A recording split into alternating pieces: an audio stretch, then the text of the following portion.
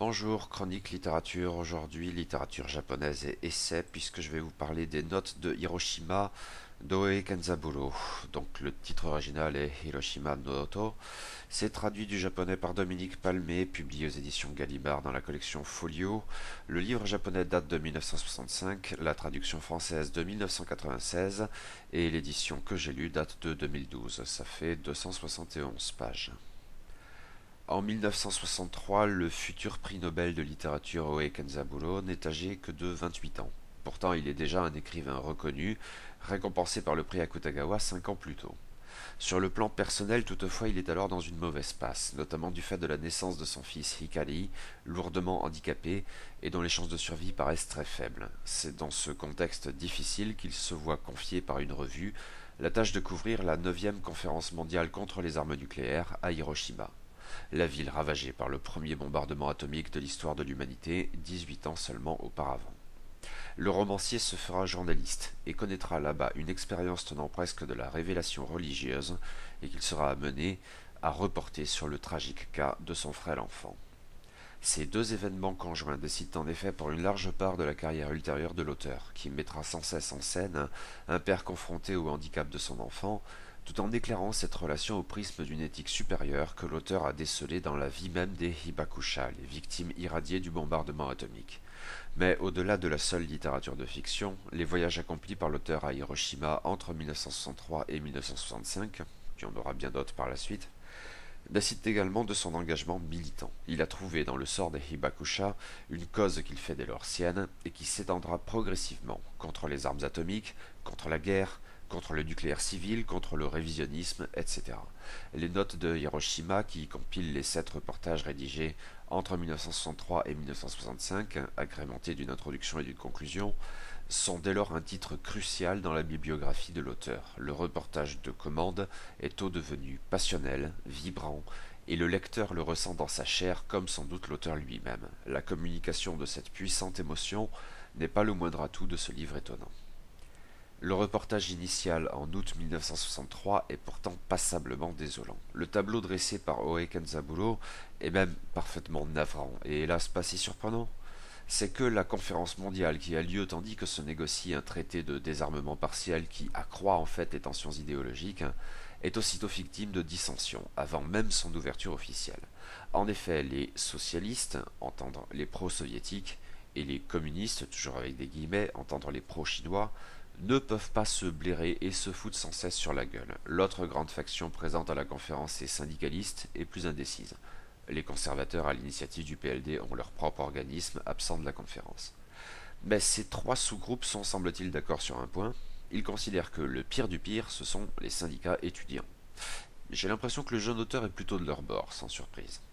Quoi qu'il en soit, ces petits cons n'étaient pas prévus au programme, mais improvisent pourtant une intervention sur le vif. Alors les communistes font appel à la police, laquelle charge les genoux en train de chanter l'international. Par la suite, pendant des décennies, les factions antagonistes ne se réuniront plus, chacune tenant son propre événement dans des villes et à des dates différentes. Oui, le tableau est navrant, cocasse à sa manière, mais navrant. Mais Oe Kenzaburo remarque que tout ceci ne prend nullement en compte les victimes du bombardement atomique, les Hibakusha. Le jeune auteur a la conviction qu'ils devraient être au centre des événements, mais dans les faits on les ignore largement. Par pudeur, par lâcheté, par mesquinerie, l'intérêt politique seul domine au prisme des seuls clivages idéologiques ou la mauvaise foi le dispute au fanatisme. Or, les irradiés en 1963 sont là, encore, certains d'entre eux, sous les yeux même des ardents délégués, qui ne les voient pas car sans doute à la vérité ils s'en moquent. Mais Oe Kenzaburo revient à Hiroshima un an après le fiasco de la conférence mondiale, dans l'idée de donner la parole aux victimes de la bombe. Les 6 mois suivants correspondront à autant de voyages et de reportages qui déboucheront sur la publication de ses notes de Hiroshima en 1965. Mais Oe Kenzaburo comprend vite que faire parler les Hibakusha, même avec les meilleures intentions du monde, que sont assurément les siennes, n'est pas sans soulever quelques difficultés.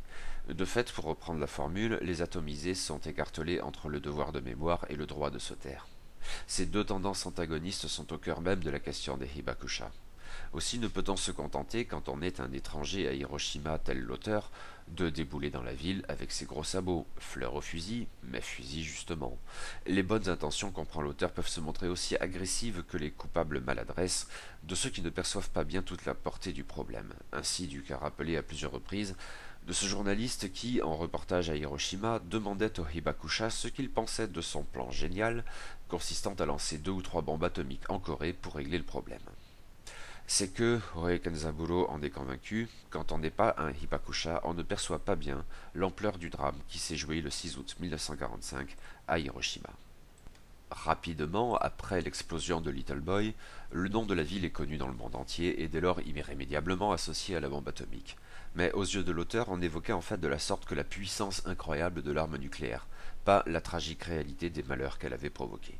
Or, c'est bien de cela qu'il faut parler. Il faut parler des victimes de Hiroshima comme on parle des victimes d'Auschwitz, sans qu'il s'agisse de faire la course entre les deux cauchemars, espérons-le. Et à en croire Oe Kenzaburo, ce n'est tout simplement pas le cas au milieu des années 60. Pour cela, il ne faut pas seulement parler des victimes, mais parler avec elles et leur laisser la parole, si elles le souhaitent donc. Or, la censure américaine pendant l'occupation, puis la pudibonderie intéressée des autorités japonaises ensuite, ont instauré une chape de plomb sur les événements de Hiroshima. Parler de tout cela était difficile, sinon impossible. Exceptionnellement, un Hara Tamiki, voyez Hiroshima fleur d'été, avait pu s'exprimer, mais la littérature de la bombe atomique, Ganbaku Bungaku, des premiers temps, rencontrait bien des difficultés avant publication. La mairie même de Hiroshima, sous la pression des politiques, soucieux de ne pas déplaire à l'ami américain, avait dû renoncer à faire paraître un éloquent recueil de témoignages. Cette censure plus ou moins franche, un journaliste du nom de Kanaï la subissait de plein fouet, et il s'était dédié à la dénoncer. C'est un des héros de ce livre, d'autant que son activisme dépassait le seul champ journalistique. L'autre héros, plus marquant encore, est le docteur Shigeto, irradié lui-même, et qui mène les opérations au sein de l'hôpital de la bombe atomique à Hiroshima.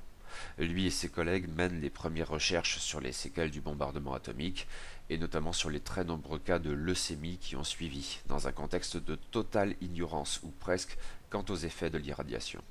Au-delà des soins apportés aux victimes, il en meurt toujours plus, des Hibakusha proprement parlé, mais aussi leurs enfants, pas encore nés le 6 août 1945, et c'est bien là le plus terrible dans cette histoire.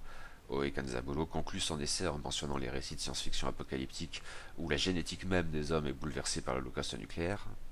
Au-delà des seuls soins, donc, l'approche scientifique du problème implique de se livrer à des études statistiques, rendues compliquées par le manque d'implication des autorités, d'autant qu'elles semblent ne pas comprendre que le problème dépasse les seules villes de Hiroshima et Nagasaki.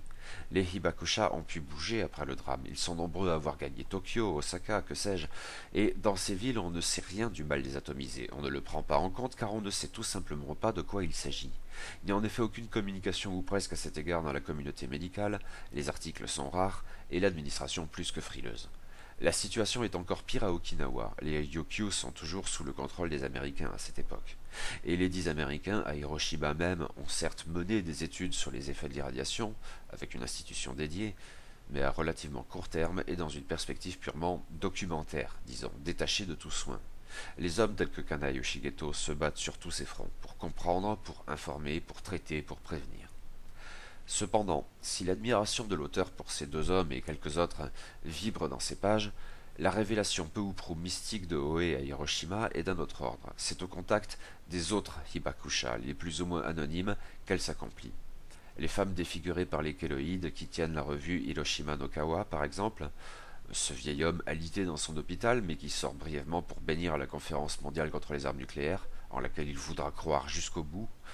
Ce jeune homme qui, malgré la leucémie, travaille comme un fou avec une application presque maniaque, mais qui épouse aussi une jeune femme, tous deux sachant qu'il ne fera pas long feu. De fait, la veuve se suicide rapidement après le décès prévisible de son époux.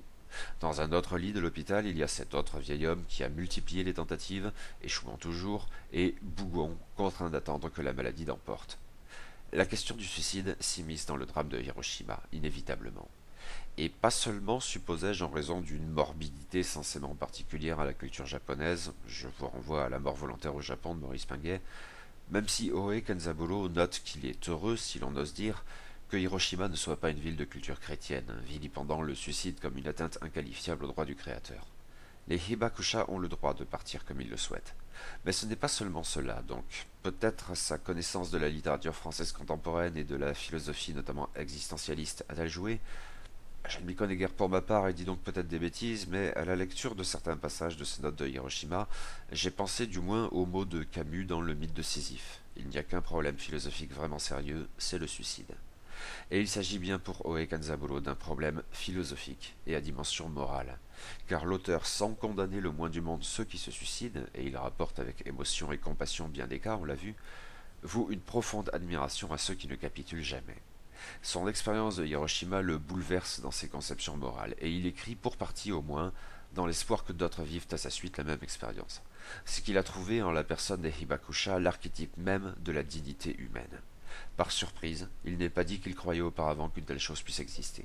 Mais oui, les irradiés sont l'humanité dans ce cas-là de plus authentique, un qualificatif qui revient souvent, notamment, mais pas seulement, pour désigner l'excellent docteur Shigeto. Leur souffrance et la variété de leurs réponses à cette souffrance sont autant d'exemples à bien appréhender. C'est dans leur abnégation que l'auteur croit reconnaître ce qui devrait à ses yeux constituer, s'il en faut une, l'essence même du Japon. La communication de leur expérience n'en est que plus salutaire, et Oe Kanzaburo est d'autant plus disposé à répandre l'évangile muet des irradiés que ses échanges avec autant de morts en sursis, une humanité au carré sous cet angle, ont rejailli sur sa situation personnelle, le rapport à Hikari, l'enfant handicapé et qui ne survivra probablement pas. Parenthèse, non seulement il survivra, il est toujours vivant à ce jour, mais il deviendra un compositeur apprécié. On adhérera ou pas à ce discours. Pour ma part, il est bien des points dans l'argumentaire d'Oe Kanzaburo qui me laissent au mieux sceptique. Peut-être en partie parce que je n'ai pas un Hikari sous les yeux, certes. Je n'ai en tout cas pas fait d'expérience m'amenant à appréhender de la sorte la dignité humaine et n'attache pas de plus-value éthique à l'abnégation de ceux qui ne capitulent jamais. À la limite, ça serait même plutôt le contraire, enfin, je ne sais pas. Quand le discours de l'auteur verse un tantinet dans l'essentialisme, même connoté positivement, je ne peux tout simplement pas le suivre, et son insistance sur le caractère unique et pire que tout du drame de Hiroshima ne me convainc pas toujours, a fortiori quand l'auteur met Auschwitz dans la balance. Cependant, tout cela n'est absolument d'aucune importance, car cela ne m'empêche pas de saisir combien Note de Hiroshima est un grand livre et un beau livre. Il est ici un point sur lequel je me dois d'insister. À la lecture de ce seul compte-rendu malhabile, on pourrait croire que la philosophie de l'auteur mériterait bien des guillemets, qu'elle ne serait finalement qu'un énième et fade avatar de tant de perles de sagesse à 10 balles, comme en commettent tant de pseudo-sages, pseudo-littérateurs, les Paulo Coelho, les Bernard Werber, les Pierre Rabhi dans un autre registre, tous les tâcherons du développement personnel, et j'en passe. Rien de plus faux. La réflexion d'Oe Kanzaburo dans ce livre est bien autrement subtile, d'une manière que je ne saurais tout simplement pas rendre dans pareil compte-rendu de lecture. Mais il est un autre élément à prendre en compte, crucial à mes yeux. Note de Hiroshima est un grand livre au plan littéraire. Il est bien l'œuvre d'un grand écrivain. Dans la forme comme dans le fond, ce livre vibre d'une passion de tous les instants. L'émotion résonne dans le style et l'ensemble émeut profondément. Non pas sur le mode d'un pathos presse-bouton, le sujet même n'était pas sans risque à cet égard, mais avec une sincérité parfaite et admirable. J'y ai trouvé, alors que je ne m'y attendais pas vraiment, la valeur proprement littéraire qui m'avait échappé récemment dans Hiroshima Fleur d'été de Hara Tamiki. Note de Hiroshima est un très beau livre, plus subtil qu'il en a l'air et puissamment émouvant. Sous le reportage journalistique perce l'expérience philosophique qui décide d'une carrière et d'une vie familiale. Un ouvrage très touchant et probablement crucial dans la bibliographie du jeune alors Oe Kanzaburo, bien loin de deviner sans doute qu'il serait un jour le second prix Nobel de littérature japonais. Or, les notes de Hiroshima ont probablement leur part dans cette prestigieuse récompense.